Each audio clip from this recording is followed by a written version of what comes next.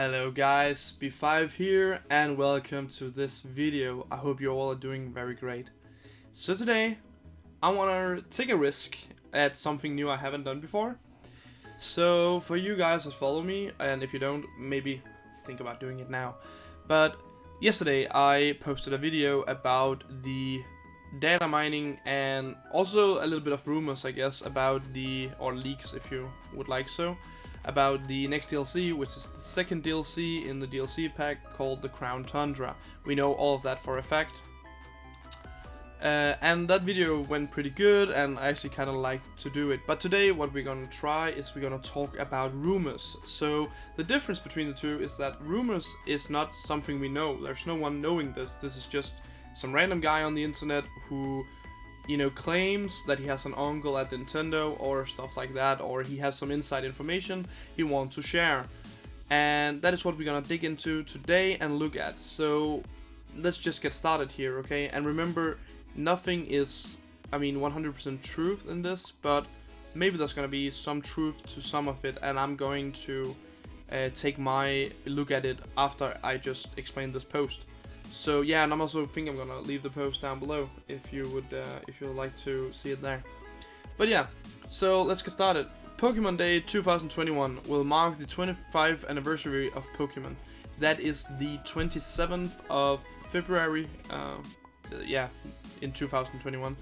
That's gonna be the 25th year of Pokemon, just for you guys to know. And it also makes very good sense. It's gonna come something big out of that. But let's see here. They will announce the next wave of DLCs. So he's saying here that's gonna come more than this one, but this is the first of the next set of DLCs for Pokemon Sword and Shield, starting with Center Citadel, which will be available on Pokemon Day. So again, 3 months after release. So that actually quite fits good in to what we already have, because what's it, in June or something like that we got the first DLC, and now we're gonna get the next one. So yeah. And next up, he says, the Cinder Citadel is basically a massive wild area filled with the massive empty castles and ruins. You meet Mr. Wayman, a professor from a far-off land, who comes to Galar in search of ancient Pokemon Pokemon no expert can confirm ever existed. You basically help him uncover mysteries of the castles and ruins in the search of Pokemon. And then we got this information, Galarian form for the Sinnoh starters, which makes actually quite good sense, especially when we're still waiting for the Gen 4 remakes. You got the Hitmos, Hitmontop, Hitmonlee, and Hitmonchan. Torok is not gonna get a special Galarian form.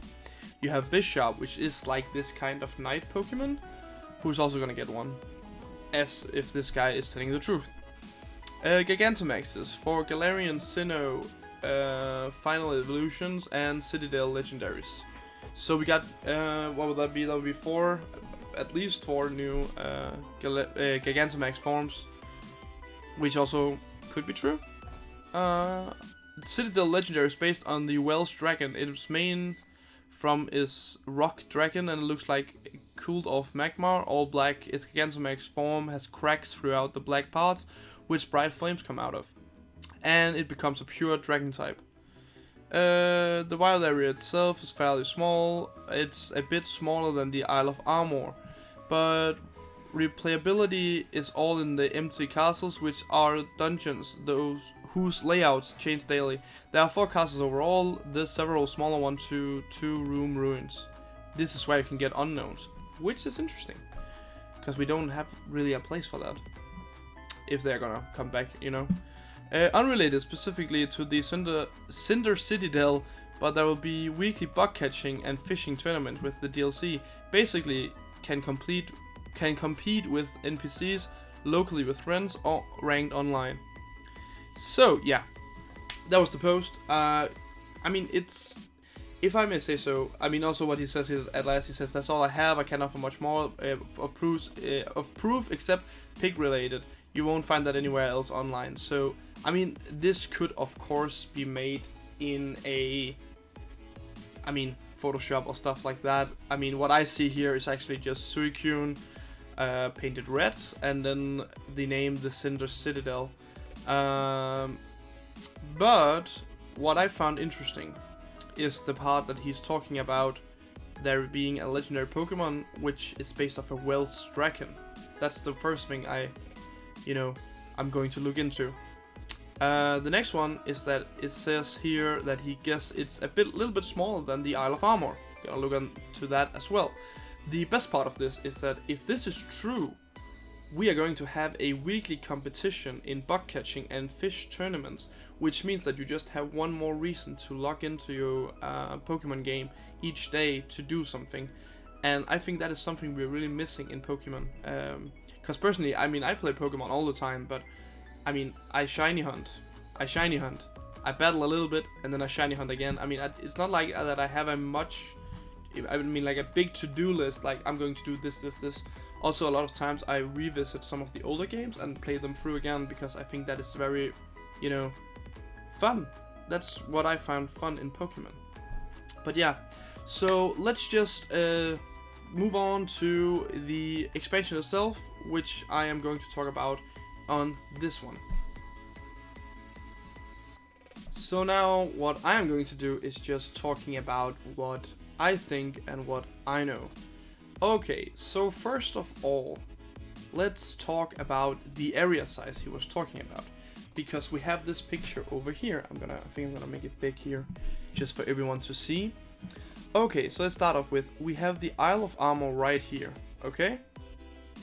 If you take this and then you look at this area over here, so this area over here was inside the files of the DLCs, and that is, that is the leaks, the data mining.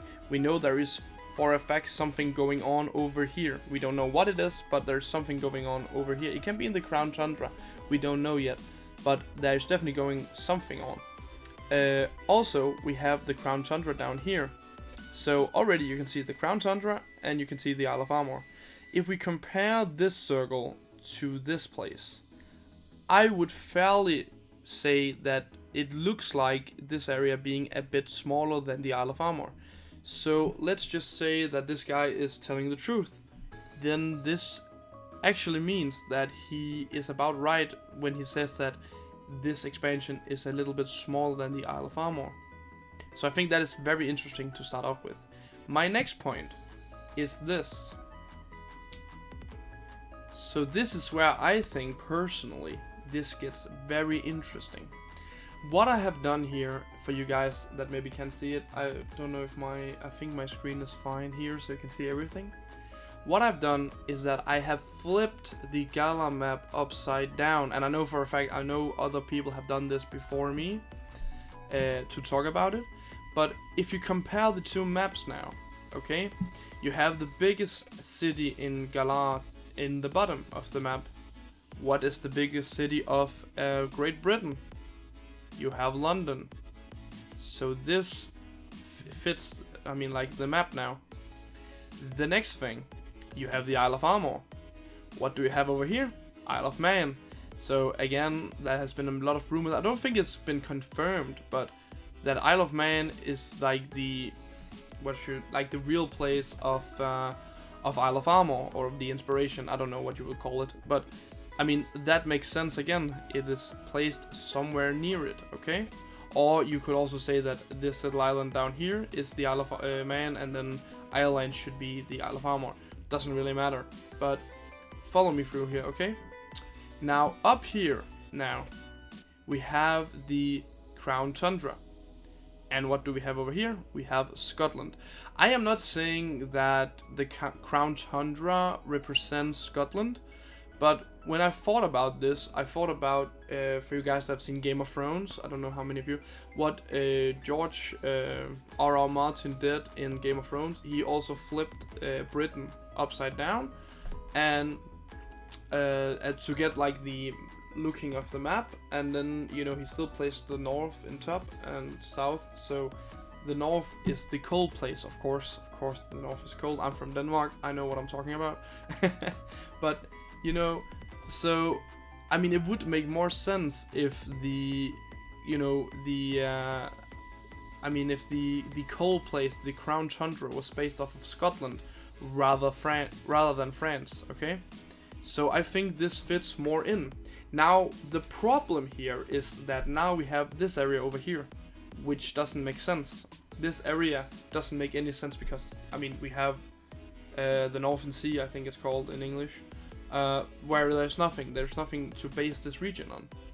But, as you might remember, if the post was true, he said there would be a legendary Pokemon in the third expansion, if there's something called the third expansion, and that would be based on a Whale's Dragon. So we have whales down here. And I know this doesn't fit anything into the map, but if we turn it around again, and I mean, like, this is not like a big conspiracy I think I figure out, but I'm just saying that, I mean, if it was placed here and you look the map from this way that it is supposed to look like, then it would fit perfectly with Wales. And what I think, if this is true, of course, is that when they made the map, they turned it this way around, and they would have it like this, and then it would be like, okay, so this is the cold part because it's the north, and stuff like that. That is how they made out the map. And then they thought about making a third DLC, and when they made that, they said, okay, we have Ireland represented, we have Scotland represented, we need Wales to be represented too. Or maybe Ireland isn't represented yet and they want to represent it in the fourth DLC. I have no clue, but I'm just throwing out ideas here. But what I think we have something going on here. If that is not gonna be out with the Tundra, the Crown Tundra in some way, I think you can expect at least there being some sort of event out here. But yeah, man, this is just my take on it. I'm not sure if this is, true in any way. I'm just saying that it fits quite well into the story and into the real life place where this Gala region has been taken from, especially when you turn the map upside down. I think it fits perfectly.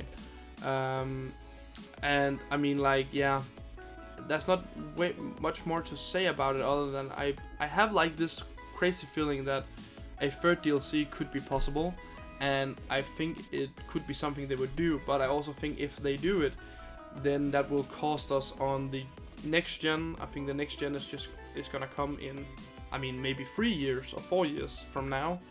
And I also think it's gonna cost us on the possibility of us getting the Diamond and Pearl remakes, because I think the only thing they're gonna get out of making more and more DLCs is just, kind of buying time for them to make another game.